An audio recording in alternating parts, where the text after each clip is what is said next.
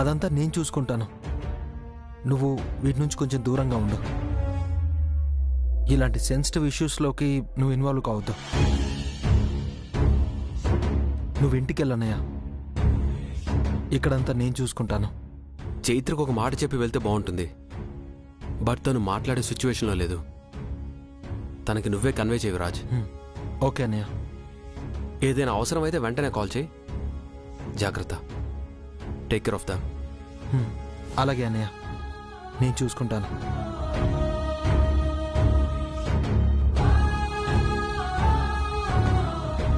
చైత్ర చాలా బాధపడుతోంది.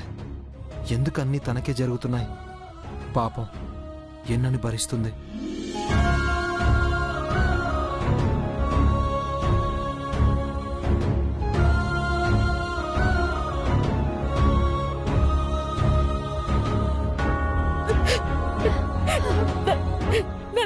నన్ను క్షమించు పిన్ని.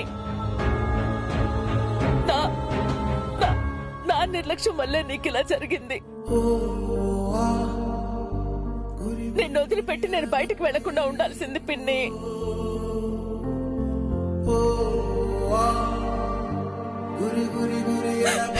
తప్పు చేశాను. అలా అంటే నేను కూడా తప్పు చేసినట్టే.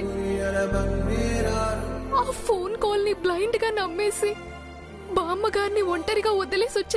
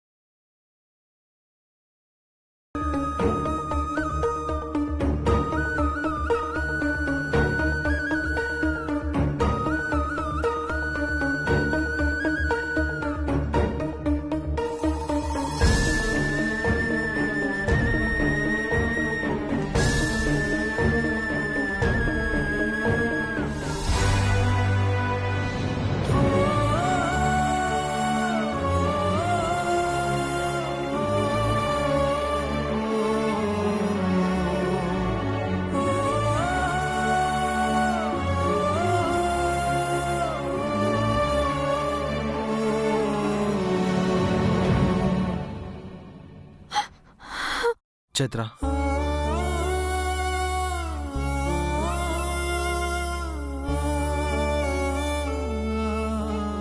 ఏడవడానికైనా ఓపిక ఉండాలి కదా. తీసుకో. నాకేం వద్దు విరాజ్, నా మనసు ఏం బాలేదు.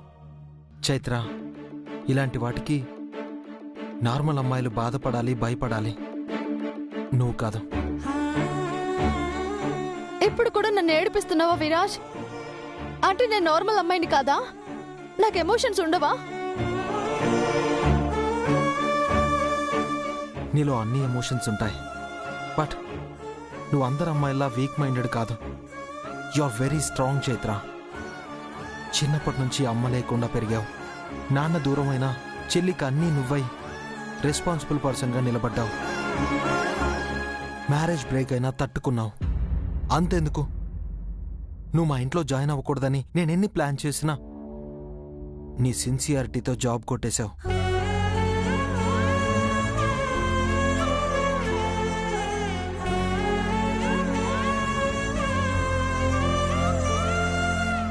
నీకు ఆశ్రయం ఇచ్చిన అమ్మఒడికి ప్రాబ్లం వస్తే ఎదురు నిలబడ్డావు, ఫైట్ చేశావు.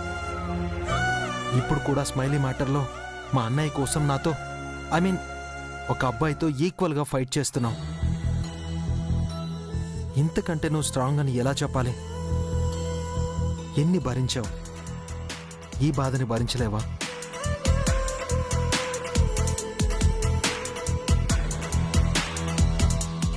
జరగాలనుంది, జరిగిపోయింది. దీని గురించి బాధపడితే గతం మారిపోదాం, భవిష్యత్ అర్థం కాదు. ప్రెజెంట్లోనే అసలు ప్రశాంతత.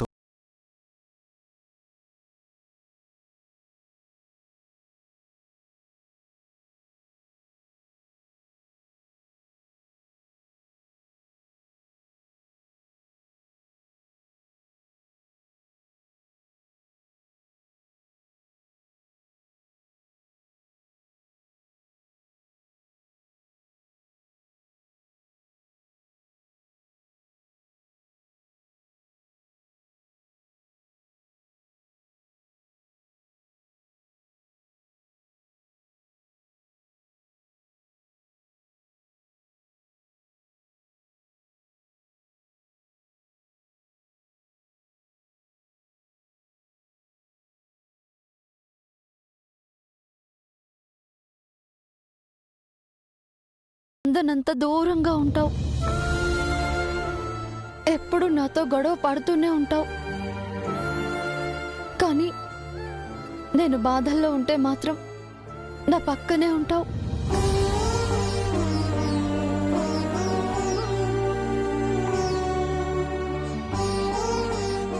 నువ్వెప్పటికీ నన్ను అర్థం చేసుకోలేవేమో అనుకునేదాన్ని, కానీ ఇంత డీప్గా అర్థం చేసుకున్నావని నాకిప్పుడే తెలిసింది. కొన్ని అంతే చైత్ర, కంటికి కనిపిస్తుంటాయి కానీ మనసుకు అర్థం కావు. మనసుకు అర్థమైనవి మనిషి రియలైజ్ అవ్వడానికి టైం పడుతుంది. ఈ గ్యాప్లోనే దగ్గరలు దూరం అవుతాయి.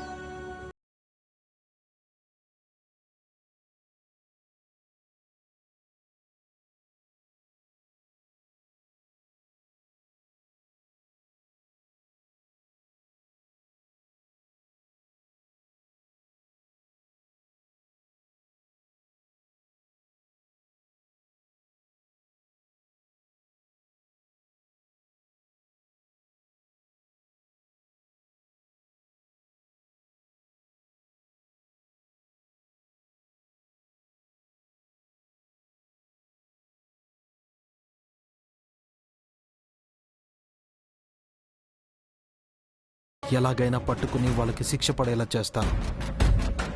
It's my promise. Thank you Viraj. వాడు చేసిన తప్పుకి వాడు కొమ్మిలి కొమ్మిలి పశ్చాత్తాపపడేంత శిక్ష పడాలి. వాణ్ణి మాత్రం వదలకూడదు.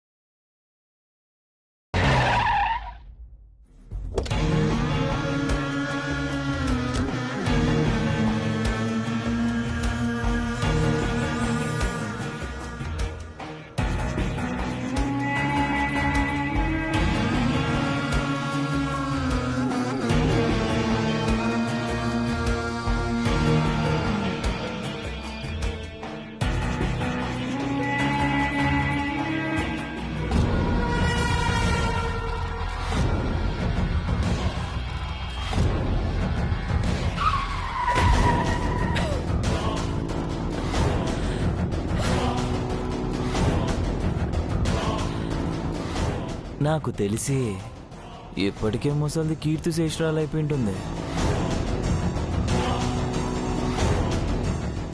మరి ఏడుపులు పెడగొప్పులు వినిపించడం లేదేంటి? ఓ, ఆత్మశాంతి కోసం మౌనం పాటిస్తుంది.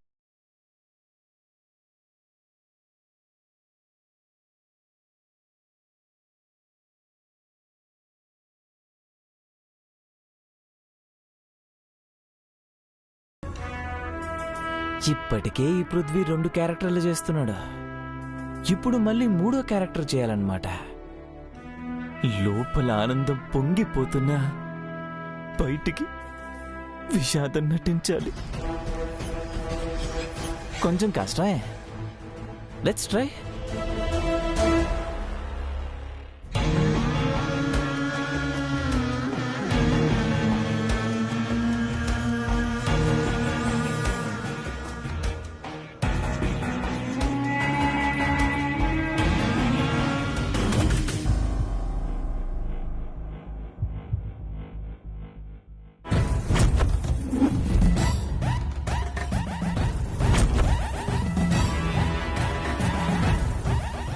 ఇంత సైలెంట్ గా ఉందేంటి?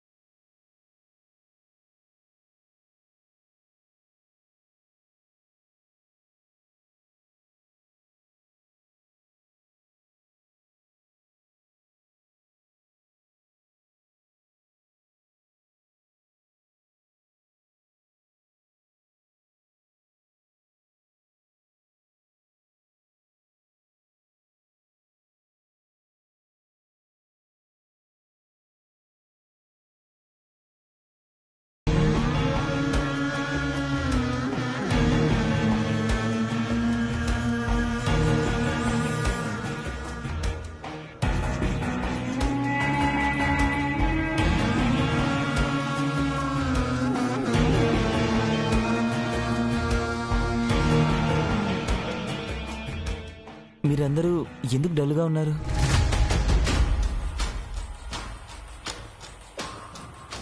బామ్మ తల్లికి మళ్ళీ ఏమైంది? పెన్నికి యాక్సిడెంట్ జరిగింది పృథ్వీ.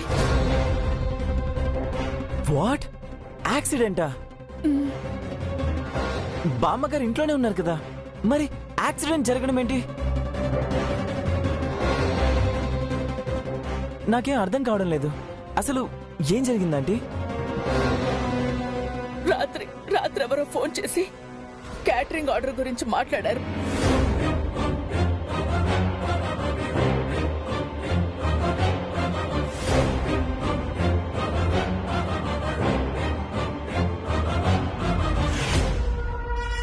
డాక్టర్స్ పెన్ని జీవితాంతం ఇలా జీవోత్సవంలో ఉండాల్సిందేనని చెప్పేశారు.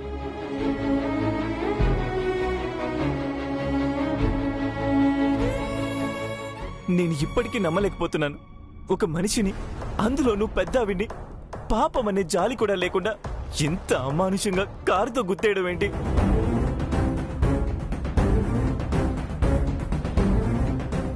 మనుషుల్లో మానవత్వం అనేదే లేకుండా పోతోంది. పోనీ కనీసం ఆ కార్ డీటెయిల్స్ ఏమన్నా తెలిసాయా? లేదు పృథ్వీ గారు, రెడ్ కార్ అని చెప్పారే తప్ప నంబర్ ఎవరూ నోటీస్ చేయలేదండి. కానీ ఎవరో ప్లాన్డ్ గానే బామ్మగారిని చంపాలని ఇదంతా చేస్తున్నారు. ఎవరు చేస్తున్నారో, ఎందుకు చేస్తున్నారో తెలియటం లేదు. Chaitra, don't worry. ఈ రోజు కాకపోయినా రేపైనా వాడు దొరుకుతాడు. తప్పు చేసిన వాళ్ళు ఎక్కువ కాలం తప్పించుకోలేరు. వాళ్ళ తప్పే వాళ్ళని బయట పెడుతుంది. ఏడిసు నన్ను పట్టుకోవడం ఎవ్వరి తరం కాదు.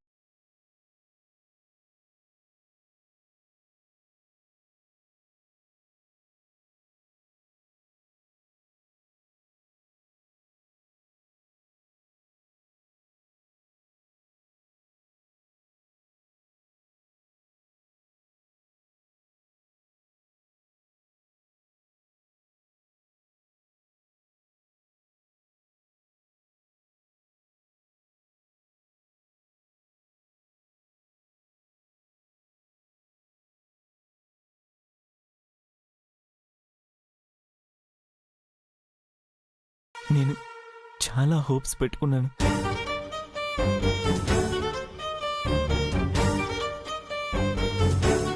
కానీ తనిలా మంచానికే పరిమితమైపోతారని నేను ఎప్పుడు అనుకోలేదు.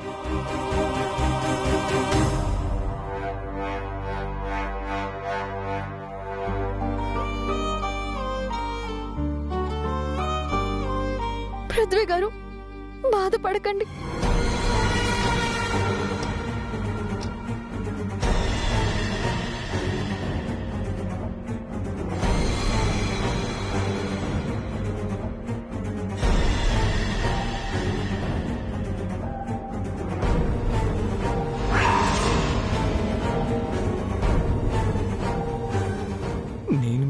ఓదార్చాల్సింది.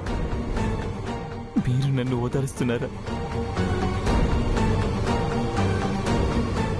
మనిద్దరి పెళ్లి బామ్మగారు దగ్గరుండి జరిపించాలనుకున్నారు చైత్ర. కానీ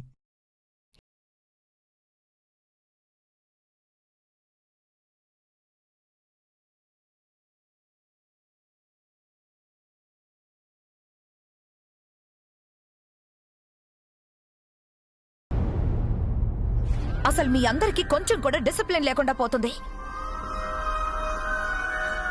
నాకు ఈ టైంకి సలాడ్ రెడీగా ఉండాలని తెలీదా? అది నేను గుర్తు చేయాలా? అమ్మకి సూప్ ఇమ్మన్నాను, ఇచ్చారా? Sorry madam. సారీ ఏంటి సారీ? చెప్పింది చేయడం చేత కాదు గాని సారీ అట సారీ. ఏంటి హంస, ఏంటలా కేకలేస్తున్నావు? చూడదునా, ఒక్కరు కూడా యాక్టివ్ గా పనిచేయట్లేదు. ఇదంతా నువ్విచ్చినాల్సే. ప్రతిరోజు టైంకే చేసేస్తారు కదా హంస. ఇవాళ కూరగాయలు రావడం ఆలస్యమైంది. నువ్వొద్దులే, నేను చేసేస్తాను. ఇవే వద్దనేది వదనా. వీళ్ళందరికీ ఇంతంత శాలరీస్ ఇచ్చి పెట్టుకున్నది దేనికి? నువ్వు వంట చేయడానికా? పర్వాలేదులే హంస, మన పని మనం చేసుకోవడంలో తప్పే ఉంది చెప్పు. తప్పు కాదు వదనా, అలా చేస్తే వాళ్ళకి అదే అలవాటైపోతుంది. అందుకే నువ్వు వంట చేయడానికి వీల్లేదు. అవును, అస్సలు వీల్లేదు. స్మైలీ రామ్మా. అత్తయ్య, ఈ రోజు ఎవరు వంట చేయడానికి వెళ్ళలేదు. ఈ రోజు వంటంతా నేనే చేస్తాను. నువ్వు చేస్తావా? అవునత్తయ్య, నేనే చేస్తాను. ఏ చేయకూడదా? టిఫిన్ లాంటిదైతే పర్వాలేదు కానీ వంటలవన్నీ ఎందుకులేమ్మా. ఎవరైనా చూస్తే ఇప్పటినుంచే నిన్ను కష్టపెడుతున్నావు అనుకుంటారు. నా ఇంట్లో నా వాళ్ళకి వంట చేసి పెట్టుకోవడానికి నేనెవరి గురించి ఎందుకు ఆలోచించాలత్తయ్య? ఈ రోజు కాకపోయినా రేపైనా ఇంటి కోడలుగా ఈ బాధ్యతలన్నీ నావే కదా. అదేదో ఇప్పటి నుంచి చేస్తాను. సరేనమ్మా, నీ ఇష్టం. థ్యాంక్ యూ అత్తయ్య. మీరు ఇలా కూర్చొని చూస్తూనే ఉండండి. చక్కా నేను వంటలని పూర్తి చేసేస్తాను. కూర్చోండి, కూర్చోండి. ఆ చాక్ పొడివని.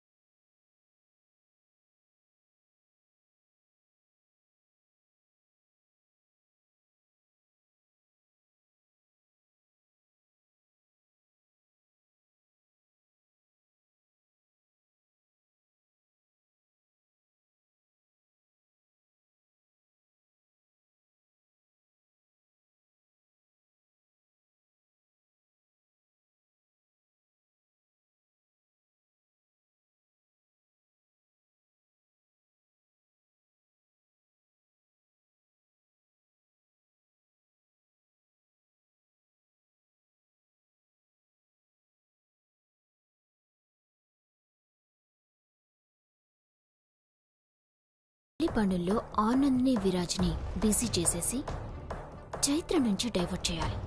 అప్పుడే